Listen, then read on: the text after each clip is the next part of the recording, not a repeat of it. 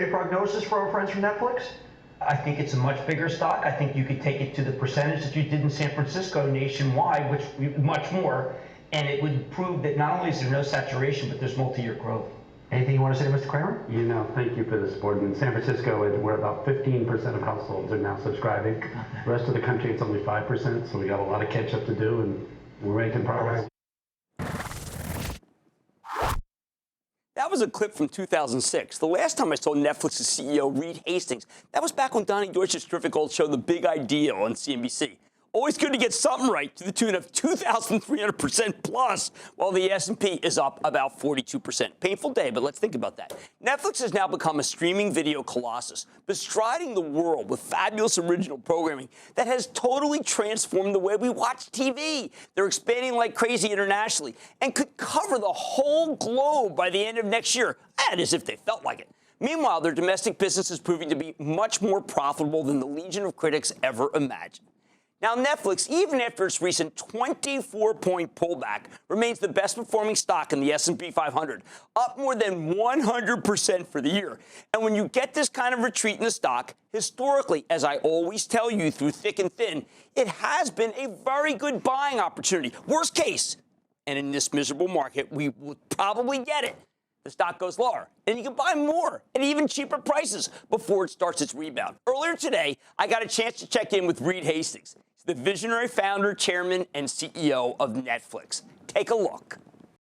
Reed, 13 years ago today, your stock was at 85 cents. Now it's north of 100. If you had to try to figure out why that occurred, and I'm not asking you to do prognostication because you admit that you're not necessarily great at that, why could a stock go from 87 cents to north of 100 in such a short period of time?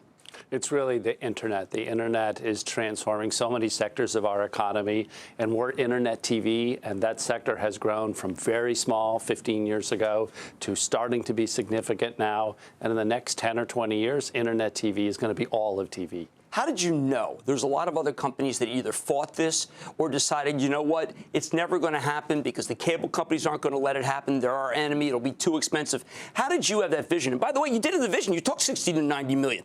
How did you know that the industry might not be able to stop you? You know, I think when you see the internet, you see the growth of these companies like Uber and Amazon in every sector. It's not just us. The internet allows just incredible consumer experiences, and so we're willing to bet on that. A lot of times analysts ask you, and they're often confined by the four walls of their business models, that why don't you raise price? The original programming cost too much. You went against the grain on both of these. Why were you so certain that you could do so? You know, we've invested in original content like Orange is the New Black, our new great show, Narcos. Again and again, we're just doing more. We've got a new movie with Cary Fukunaga, The Beasts of No Nation, coming out in 1 month. So we're continuing to invest in that, and then more people join the Netflix service. So that's how we make money from it. How do you know what we're going to like? And how do you know that we're going to like it in Brazil? And now you're worried you put it out. How will Indonesia react? How do you know that other countries will like the kind of program you put out? Well, you know, we don't know 100%, but we're playing the odds, right? Okay. We're taking good bets on shows, good bets on creators. We're trying to feel our way along, and we're just a learning machine. Every time we put out a new show, we're analyzing it, figuring out what worked, what didn't, so we get better next time. How do you know, in particular, when I look at what I order, that I will pick 4 of the 5 things that you tell me I might else like? You know, our personalization learns from what you watch, how long you watch it, how quickly do you go to the next episode? Do you rewatch some of it? All of those things are inputs into our machine learning, and that's getting very good. You do technology as creativity. I'm wondering whether you don't have an algorithm that tells me that I want to watch Scarface and I want to watch Breaking Bad, and I want to know more about how the narcotics industry worked in the 1980s. Was that algorithmic that you knew that in my head I'd watch? Absolutely. Narcos has been such a show for that. It is that combination of Scarface and all kinds of shows, and it's just amazing. It's a very fresh perspective. How come House of Cards plays everywhere? You know, House of Cards is really an elite. You say it plays everywhere because all your friends are in. Well, in China, they love it. But that's true in the elites. Right. But what happens really is then there's other shows, Hemlock Grove, that's great, you know, for different audiences. So we've got many different shows. there is an amazing thing about the way you report your quarter. You love to talk about competition, whether it be from cable, whether it be from piracy, whether it be from HBO. You actually break out a segment. In one of the conference calls, I thought it was great. You said, listen, you've got to beat HBO to content before they beat you to technology. Why even bring them up? Because you already have more worldwide. And why is it so important to talk about the competition? Is it just because you're a competitive guy? You know, we talk on our earnings call just like we talk with our board of directors. Yeah. We try to be very transparent. We give our exact internal forecast out. We're not trying to massage it. We're not trying to play with it. We talk about competitors the way we talk about them inside. I don't see why it's a difficult topic. And we've got some great competitors. You know, HBO, we've grown over 40 million in the U.S., and HBO's continued to grow despite our growth. Yeah, it is. What's 28, 30 now? Yeah, they're over 30 in the U.S. and then over 100 globally. But, you know, they've really led on the other side of getting good at technology, like HBO Now and Netflix. And so the two of us just have a great rivalry. When your company was at $12 billion, and you're a very shareholder-friendly company because you can tell your employees they can take it in stock or in cash, were you surprised that someone didn't scoop you up, that you didn't get a call from Apple or at that point CBS, which was twice your market cap before you became twice their market cap? You know, a lot of companies get bought when they first go public. 2002, that was for us. But every 5 or 10 years later, it gets less and less. And so now it seems pretty unlikely. I want to talk more about original content because I think it really drives things.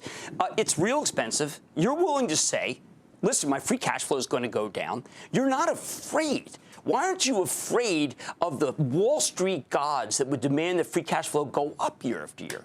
You know, we're investing in very valuable franchises. When you look at Orange, we have cash up front, and then we get to have it on our service for many, many years. And those look like very good investments. So I think that's why we've got the support for the investment. I'm always surprised that you are re-upping things before I would even think that you're sure that it's going to work. A lot of times pilots or a show goes on 2 or 3 times on the major networks and it's canceled immediately. What is it about it that you're able to immediately know that Orange is New Black, which quite frankly, the first time I watched it with my daughter. I'm like, okay, well, let's put something else on. But how do you know what to re-up? You know, we learn so many good signals of what people are watching and what kind of volume, how intensively. So we can tell pretty quickly what we think the trajectory is going to be on it. And so, again, it comes back to this learning machine. We do some programming, we learn from that, and we are going to make mistakes. We're not going to have a perfect track record, but each time we get a little bit better. Well, only one team in the NFL has ever had a perfect record for the season, but there are a lot of Super Bowl players. I hope you'll stay with me. I've got much more to ask you about. That's Reed Hastings, co-founder and CEO of Netflix. Do not go away. We're going to get personal, and we're going to get values, and we're going to talk about how great it might be to work at Netflix. Stay with Cramer. Booyah! Jim Cramer here from Mad Money. Thanks for watching CNBC on YouTube. Click here to subscribe and get the jump on my exclusives with CEOs, plus market news, investing advice, and a whole lot more.